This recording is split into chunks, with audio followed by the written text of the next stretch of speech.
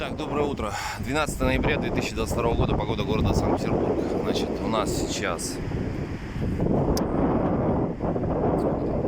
12 часов дня и 11 градусов. Но, значит, вроде бы до 12 даже должно прогреться. Но дело-то не в этом. Сегодня типа самый теплый день на этой неделе, и походу все, температура будет, естественно, падать.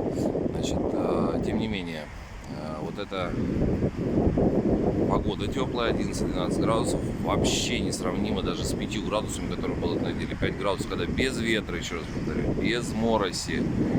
Это тепленько, все отлично, комфортно. Сейчас очень сильный ветер, очень сильный ветер.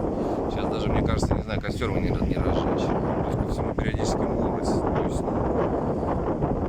погода, конечно, даст. В плане для гуляний, для всего остального. Ветер просто очень сильный, меня даже сдувало.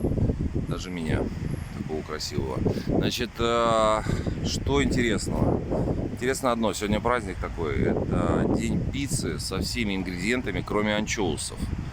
Вот, поэтому советую всем сегодня приготовить данное блюдо. Если даже не хотите заморачиваться с тестом, купите заготовку. Они продаются во всех практически магазинах в замороженном виде. Очень все легко, просто накидайте любых ингредиентов, которые вы любите. Вот, собственно говоря, основу сделайте.